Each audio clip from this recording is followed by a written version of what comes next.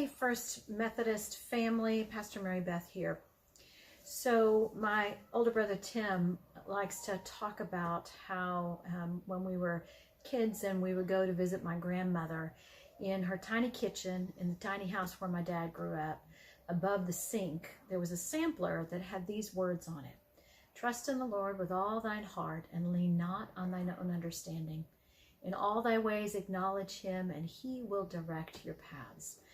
Those are words that come out of the 3rd chapter of Proverbs, verses 5 and 6. And when I was a grown person and visiting my grandmother, she would often drop those words into just normal everyday conversation because that was one of the most important scriptures to her. And my brother will tell you that it's his favorite scripture.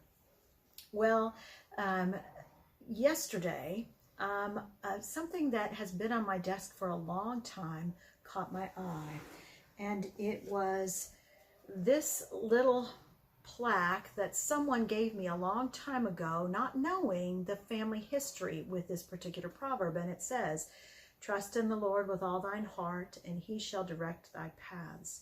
It caught my eye yesterday as I was there at the church preparing for last night's live stream prayer service, because I feel like these are words that are so valuable for us in these days. We are in a time when we cannot understand all that is going on in our world. Most of us are not scientists or economists or medical professionals. We often are feeling like we are in a state of panic and fear most of the time and have no idea what the future holds. We do not know where the path we're on is leading. And it seems like we can't plan for anything except for what is in this present day. And I don't know about you, but that's hard for me. I'm someone who really likes to have a plan. I like to have a plan for my day, for my week, for my month, for my season. In January, our family knew what our summer was going to look like. We had every week designated for something.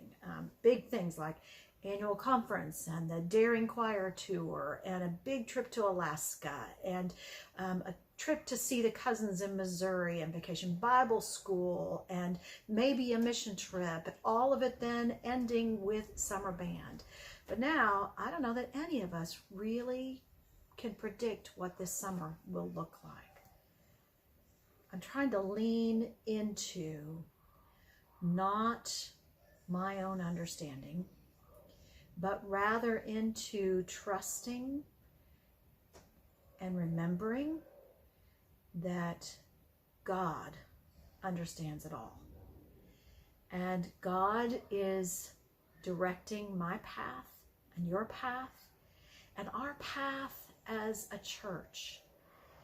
God is going to guide us in knowing what is ours to do uniquely as First United Methodist Church of Allen, the church that sees itself as the Change the World church. What is God inviting us to collaborate with in order to serve our community and serve the needs of this particular time and the way of this particular world? So a path that we knew some of our students were on back in the fall was a path that was leading to this particular Sunday, this coming Sunday, April the 19th, as Confirmation Sunday. On Confirmation Sunday, those students would be standing before the gathered community of worshipers to say, I am ready to be a Jesus follower. And the gathered community of worshipers would then say, we're with you, we are for you, we are praying for you, we're going to walk with you. All of that's a little hard to do when we cannot be together in person for worship. And so we've made the decision to postpone Confirmation Sunday until the first Sunday that we are all back together in person to worship, whenever that happens. But we also know that the path these students have been on has been a path of learning that has culminated here in April. And part of that learning has been to come to a place of decision about whether they want to be Jesus followers, and not all of them are deciding to do that, and that's okay because that's a big decision. It's also led to the writing of personal faith statements on their part. And so this Sunday, as we're worshiping together, we're going to honor those students for the work that they've done and for coming to this particular point of completion. You're going to see their pictures and see their names, and we're going to read their faith statements, and we're going to pray for them, and we're going to honor them. This Sunday, we're also going to begin a new worship series that we're calling Still Better Together, because while we may not know what path we're on and where it's headed, we're on it together. And that's good. That's good.